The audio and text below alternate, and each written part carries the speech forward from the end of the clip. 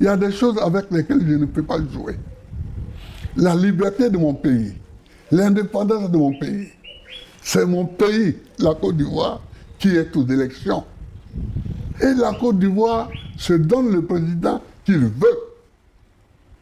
Moi, je n'entends pas à ce que quelqu'un, parce qu'il a assis à l'Élysée, puisse désigner un chef d'État en Côte d'Ivoire. Je ne peux pas accepter ça.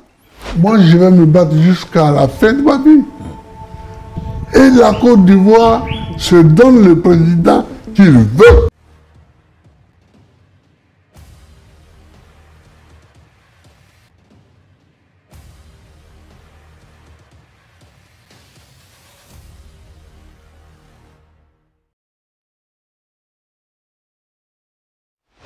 Après avoir été pétrifié par l'impérialiste et l'ex-président français, M.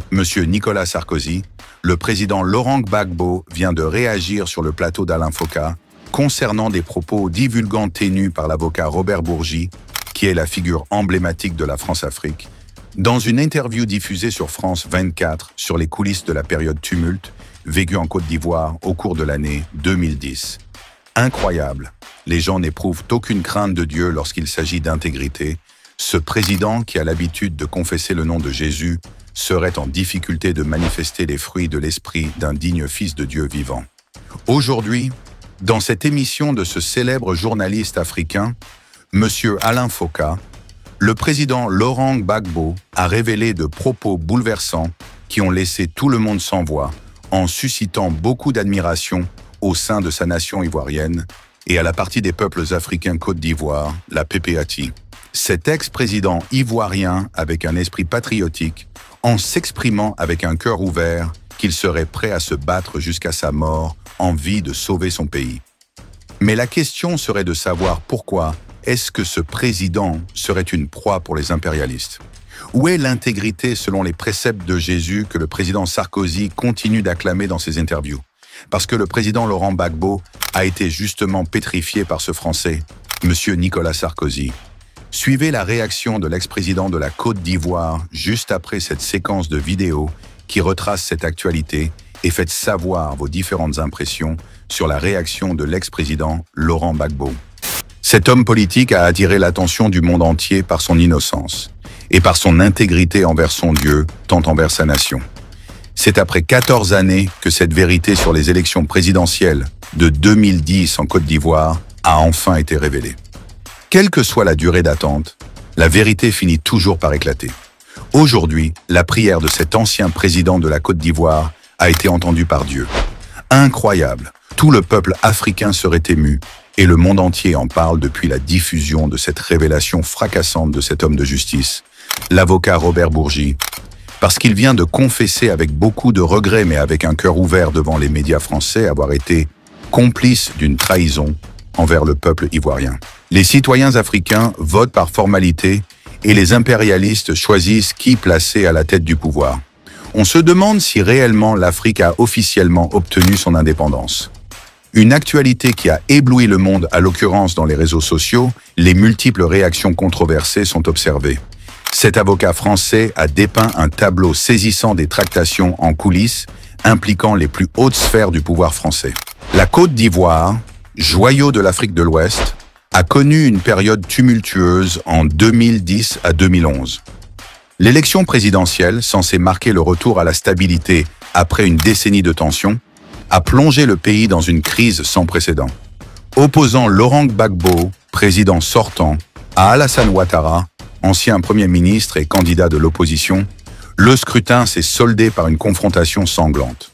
Deux camps se sont formés, chacun revendiquant la victoire, provoquant une paralysie institutionnelle et une escalade de violence. L'intervention militaire française, sous mandat de l'ONU, a mis fin au conflit en avril 2011, mais a laissé des cicatrices profondes dans la société ivoirienne et soulevé de nombreuses questions sur la légitimité du processus électoral et le rôle des puissances étrangères dans la résolution de la crise. Aujourd'hui, Robert Bourgi, qui est le figure emblématique de la France-Afrique, vient de lever le voile sur les coulisses de cette période trouble. Dans un entretien accordé à France 24, l'ancien conseiller officieux de l'Élysée pour l'Afrique a fait des révélations explosives sur l'élection présidentielle ivoirienne de 2010. Selon lui, Laurent Gbagbo était le véritable vainqueur du scrutin, contrairement à ce qui a été officiellement reconnu par la communauté internationale.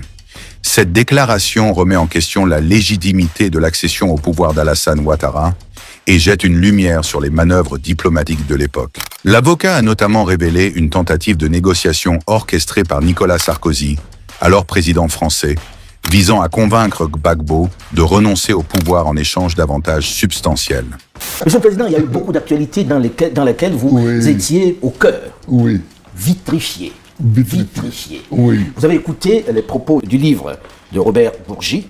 Robert. Voilà, qui parlait de Nicolas Sarkozy qui avait promis de vous vitrifier.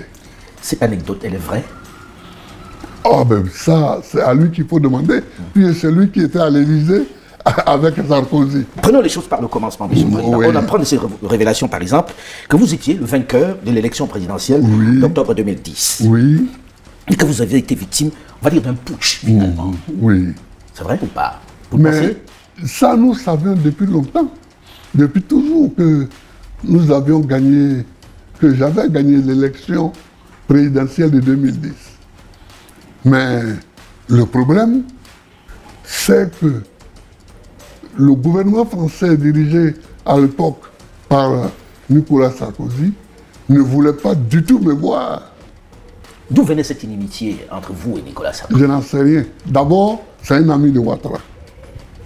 Est-ce que ceci peut expliquer cela? Je ne sais pas. Mais c'est un ami de Ouattara. Mais ensuite, on ne m'attendait pas à la présidence de la République. Du côté de Paris, on ne m'attendait pas à la présidence de la République.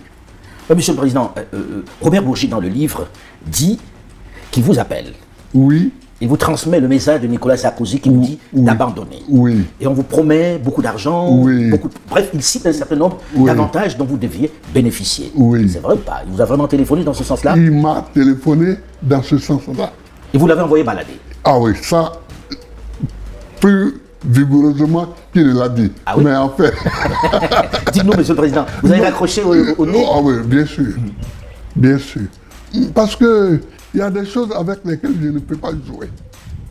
La liberté de mon pays, l'indépendance de mon pays, c'est mon pays, la Côte d'Ivoire, qui est aux élections. Et la Côte d'Ivoire se donne le président qu'il veut. Moi, je n'entends pas à ce que quelqu'un qui, parce qu'il a assis à l'Élysée, puisse désigner un chef d'État en Côte d'Ivoire. Je ne peux pas accepter ça. Alors, vous l'envoyez balader et on va vous vitrifier. Est-ce que, très sincèrement, pendant que vous étiez aux affaires, vous avez de temps en temps aussi acheté votre paix, acheté Paris, parce qu'il dit que vous aviez donné 3 millions d'euros à Jacques Chirac? Oui, enfin, exactement, c'est 2 milliards de francs CFA. Alors, je ne sais pas bien... Oui, ça fait 3 millions d'euros. Voilà. À peu près. Voilà. Mais ça, je suis étonné que ça apparaisse comme quelque chose de nouveau aujourd'hui. Parce que depuis 2014, dans le livre que j'ai écrit en prison avec François Mattei... Pour la vérité de la justice. Oui, je l'ai dit là-dedans. Pour la vérité et la justice. Oui. Vous en aviez parlé, effectivement. Oui. Mais bon, vous savez, quand ça sort de la bouche de quelqu'un d'autre, on se dit, bon, il n'affabulait pas. À la page 49, oui, j'avais déjà dit ça. Mais Monsieur le Président, pourquoi vous donnez les 3 millions d'euros, c'est-à-dire les 2 milliards dont vous parlez? Parce qu'ils m'ont demandé. Mais vous ne donnez pas tout ce qu'ils vous le demandent. Ah non, mais écoute, c'est Chirac. Il était si influent que cela? Il vous faisait si peur que ça? C'est pas une question de peur. Mais c'est d'abord un étonnement de voir le chef d'État français me demander l'argent. Moi, j'étais étonné. Stupéfait. J'étais stupéfait, j'étais ahuri. Ce n'est pas le seul chef d'État qui m'a demandé l'argent. Ah bon? Mais comme un autre qui m'a demandé aussi l'argent. Vous pouvez nous le dire, Monsieur le Président? Non. S'il vous plaît. Est africain et qu'il est coutumier des fêtes. Bon, je n'ai pas... je lui ai donné l'argent Vous ne direz pas qui c'est? Oh non, non, non, je ne dirai pas qui c'est. Cet ancien président français qui a toujours confessé sa foi en Jésus comme étant son Seigneur, mais malheureusement, ce qui ne lui permet pas d'agir avec intégrité selon les préceptes de Jésus qu'il acclame. Moi, je ne suis pas pratiquant, je suis catholique, de culture, de racine. Mais Jésus, si je voulais rencontrer une seule personne, c'est lui. En rappel, le président Laurent Gbagbo, hormis la politique, est un serviteur de Dieu et évangéliste avant et pendant son parcours, après plusieurs révélations faites par des hommes de Dieu concernant sa personne, il serait justifié simplement à cause de son intégrité envers son Dieu et sa nation. Et ici, Dieu m'a amené en Côte d'Ivoire et j'ai vu le président, l'ancien président Laurent Gbagbo. Hein? Et ce président, je vous dis la vérité par l'Éternel qui m'a appelé, le cœur de Dieu est sur lui. En effet, cette révélation du journal France 24, qui vient d'être diffusée, mettait en évidence l'intégrité de la personne de Gbagbo et la grâce de Dieu qui est en train de l'accompagner tout au long de sa marche sur cette terre. Nous vous présentons le bref portrait de cette grande personnalité qui a fait l'objet de cette vidéo. Laurent Gbagbo, né à Gagnoa, est un historien, écrivain et homme d'État ivoirien, président de la République de Côte d'Ivoire du 26 octobre 2000 au 11 avril 2011. Fondateur avec son épouse Simone du parti de gauche Front Populaire Ivoirien, FPI, il est un opposant historique à Félix Houphouët-Boigny.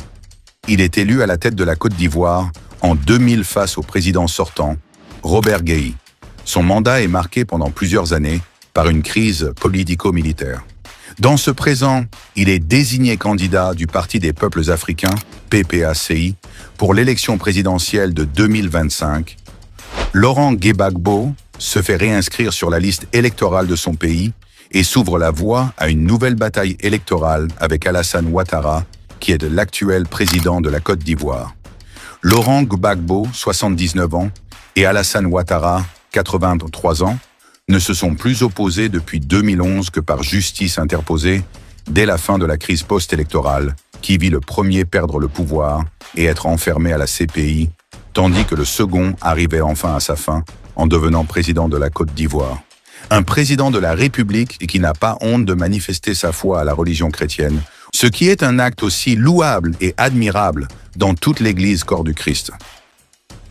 Nous sommes ravis. Si cette vidéo vous a été utile, alors n'hésitez pas de le partager avec vos contacts pour une plus grande visibilité. Et n'oubliez pas surtout de nous dire dans le commentaire vos différentes impressions sur cette actualité. On vous dit à la prochaine publication et restez connectés sur notre chaîne God Bless 243 Simplement Chrétienne.